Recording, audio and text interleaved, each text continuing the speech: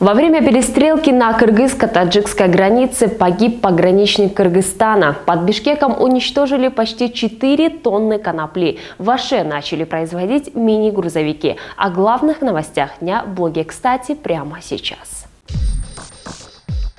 На кыргызско-таджикском участке госграницы произошла перестрелка между военнослужащими двух стран. По версии погранслужбы ГКНБ Кыргызстана, вчера примерно в 5 часов дня конный пограннаряд Кыргызской республики нес службу вдоль границы в районе перевала Наумина в Лилекском районе Баткенской области, когда отряд следовал по заданному маршруту и подвергся внезапному нападению пограничников Таджикистана. Вообще, когда это все закончится, уже не знаю.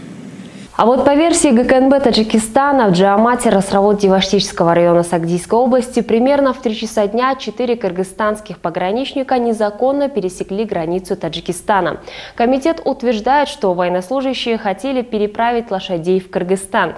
В результате вооруженного нападения таджикских пограничников на пограничный наряд Кыргызстана погиб военнослужащий погранслужбы ГКНБ Кыргызской республики. Погибший 27-летний сержант Хуснидин Хажуев. Обстоятельства гибели пограничника выясняются. По предварительным данным, с таджикской стороны также имеются погибшие и раненые. В Аламудумском районе выявили и уничтожили 3740 килограммов дикорастущей конопли. Да ладно! Отмечается, что с 5 по 11 июля милиционеры выявляют место произрастания конопли, а также проводят мероприятия по борьбе с наркопреступностью. Да неужели? В сельской местности сформированы 5 групп по 53 человека в каждой. Мероприятия прошли в селах Гроздь, Мраморная, Лебединовка, Алмудын, Васильевка и других. Изымаем и уничтожаем до 300 килограммов наркотиков в год по всему району. 300 килограмм, Вася, не то что Пятигорск, всю Евразию можно накурить еще паровозами. Конопля выявлена на площади более 2,5 гектара, рассказали в ГУВД. Милиция просит граждан сообщать о фактах произрастания или незаконного выращивания конопли. Ну да, конечно.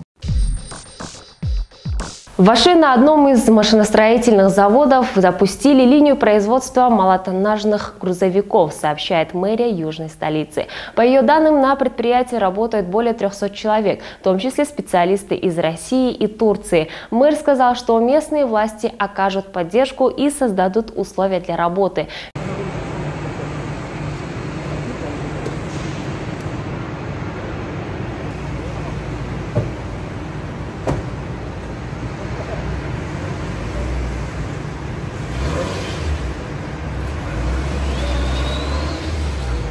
Значит, все построили, все вовремя, все в сроки, открыли без пафоса, как вы и просили. В релизе говорится, что завод делает упор на качество и экологичность технологических процессов, а на предприятии есть конструкторное бюро. Вот это да, это другое дело. На сегодня у меня все. Не забывайте оставлять в комментариях свои мнения. Это будет, как всегда, кстати.